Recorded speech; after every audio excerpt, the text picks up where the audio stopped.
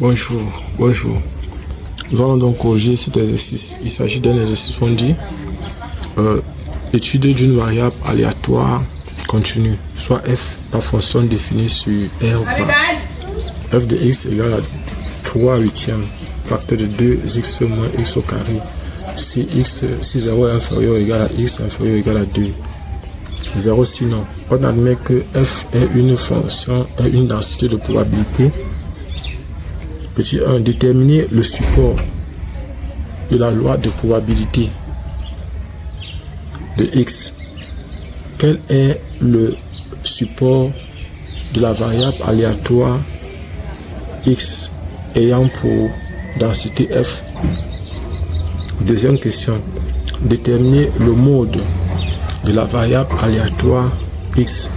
Troisième question, déterminer la fonction de répartition grand f de x. Quatrième question, calculer une probabilité conditionnelle p de x inférieur ou égal à 1,5 sachant x supérieur ou égal à 1. On va directement commencer dans la solution.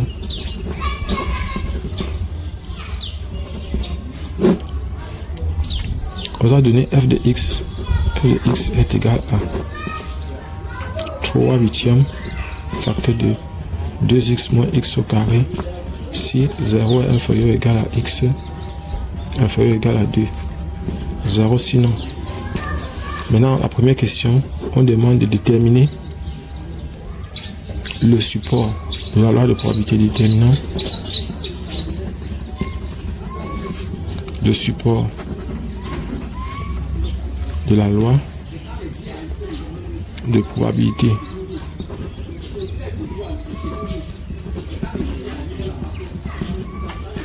de x.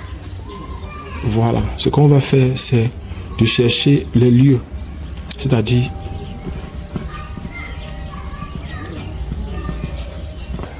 cherchons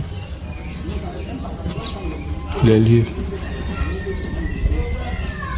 donc c'est-à-dire valeur de x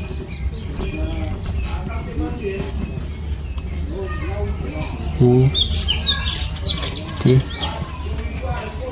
la fonction f soit positive.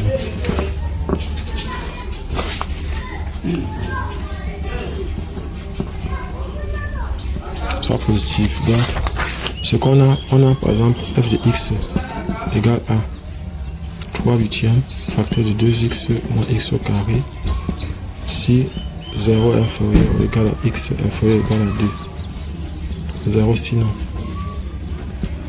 Donc si par exemple on a ici df égale à r, donc c'est encore égal, oui, c'est encore égal à ce qu'on a donné là, mais nous c'est que f est continu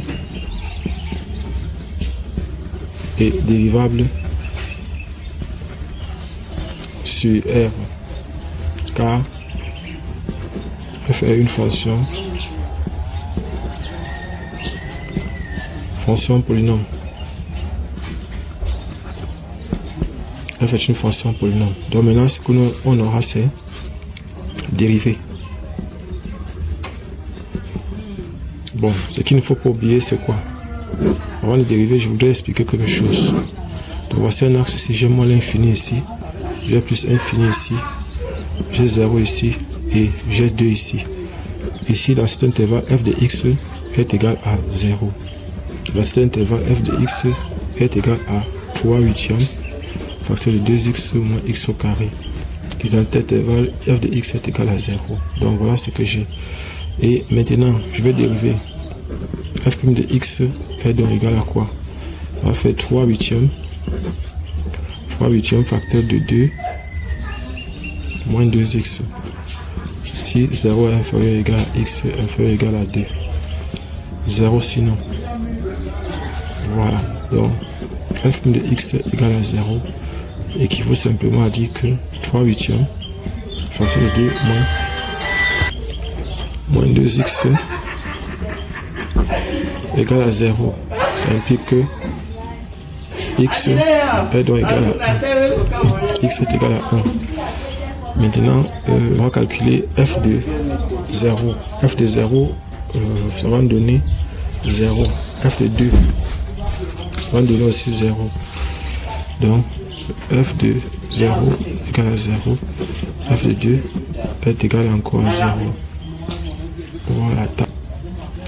Déjà, tableau des signes. Des signes de f. Tableau de signes de f' de x. X ici. On a ici moins l'infini. On a ici plus l'infini. Ici on a 0. On a 1. On a 2. Ici on a 3 demi. 3 huitièmes. Facteur de 2x. 2 moins 2. Moins 2x. Donc ici, ceci s'annule ici. Ici, ça donne 0. On a 0 aussi ici. Donc maintenant, le signe ici, c'est plus ici. Plus ici. Donc, c'est pas défini ici. Et ça, c'est 0. C'est 0 ici. Et ça, c'est moins. Donc, bon, maintenant le tableau des variations. Tableau des variations de f. On va tracer ça ici.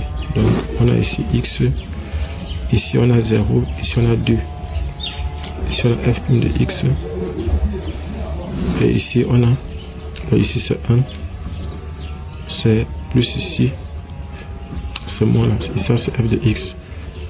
Donc ici on a 0, ça monte jusqu'ici. Et en remplaçant f de 1 est égal à quoi? Si on remplace x par 1, ça fait 3 huitièmes. 3 huitièmes, donc on monte à 3 huitièmes. 3 sur 8, après on descend à 0. Donc on voit bien que ici, pour x appartenant à l'intervalle 0, 2, on quitte f de x quitte de 0, ça monte à 3 huitièmes, après ça descend à 0. Donc ça veut dire que f de x est supérieur ou égal à 0. Donc, f de x est supérieur ou égal à 0. Ça veut dire donc que le support de x est l'intervalle 0,2. C'est l'intervalle 0,2. Dans la deuxième question, on demande de déterminer le mode. Déterminer le mode.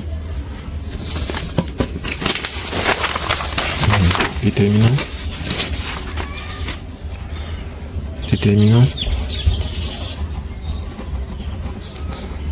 le mode.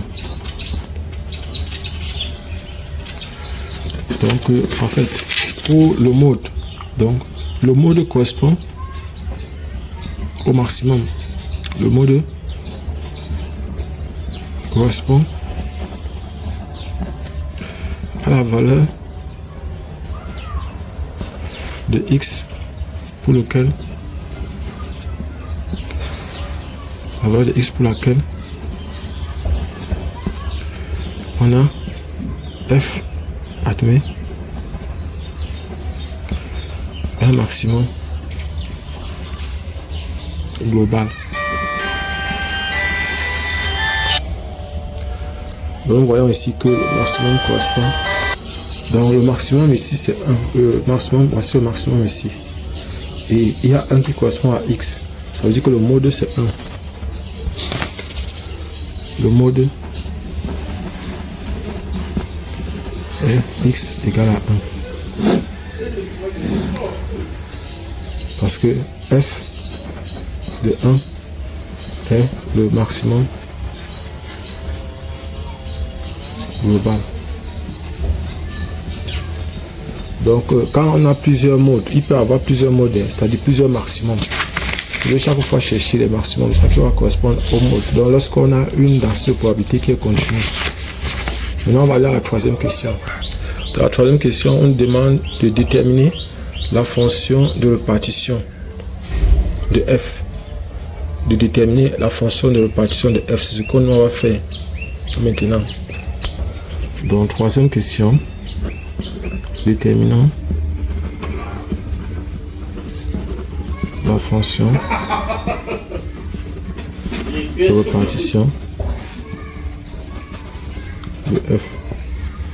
Donc, on a pour x appartenant à l'intervalle moins l'infini 0, grand f de x est égal à 0. Parce que grand f de x, c'est encore égal à intégrale de moins l'infini à 0.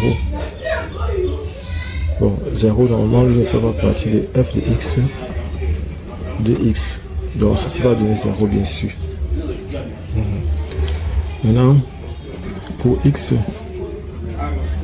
appartenant à l'intervalle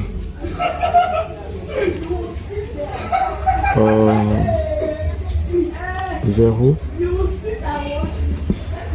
2, 0, 2. Quand f de x est égal à intégrale 2.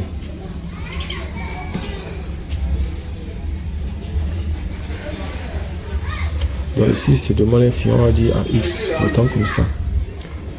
Avec x appartenant à l'intervalle. Donc ici, on quitte donc de 0, on arrive à x. X le plus petit de f de x dx. Donc ceci est encore égal à intégrale de 0 à 2 à x de 3 huitièmes facteur de 2x moins x au carré de tout de x. Ça va donner ici 3 huitièmes. Ici oui, ça va faire ici x au carré moins 1 tiers de x au cube de 0 à x. Donc ça va faire simplement ici là 3 huitièmes facteur de x au carré moins 1 tiers de x au cube. Donc voilà par exemple. Et maintenant pour x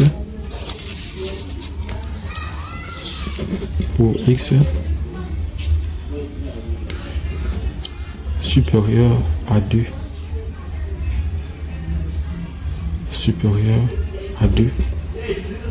on aura intégrale, donc grand f de x égale à intégrale de, on peut dire de moins l'infini toujours jusqu'à 2 de f de x dx, de f de x dx qui sera égal simplement à 1. Donc ça va donner 1. Donc ça veut dire que quand je vais résumer tout ça ici, grand f de x est donc égal à quoi? À 0. Si x est strictement inférieur à 0, c'est égal à 3 huitièmes facteur de x au carré moins 1 tiers de x au cube. Si x est strictement inférieur à 2, et c'est égal à 1 si x est strictement supérieur à 2. Donc voilà par exemple la fonction de répartition. Voilà la fonction de répartition. Maintenant on va répondre à la dernière question. Question 4. On dit de calculer une probabilité conditionnelle P de x inférieur ou égal à 1,5 quand x est supérieur ou égal à 1. Quatrième question, question 4. P de x inférieur ou égal à 1,5 quand x est supérieur ou égal à 1. C'est égal à quoi? Donc ça c'est une probabilité conditionnelle. Donc on sait que ceci, il y a la probabilité si x inférieur ou égal à 1,5, sachant x supérieur ou égal à 1 est égal à P de x de x inférieur ou égal à 1,5 inter x supérieur ou égal à 1 sur P de x supérieur ou égal à 1. Donc voilà par exemple ce qu'on aura. Et pour trouver l'intersection là, on va faire ceci, voici. Ça c'est moins l'infini ici. Ça c'est plus infini ici. Ici c'est 0, ici c'est 1, ici c'est 2.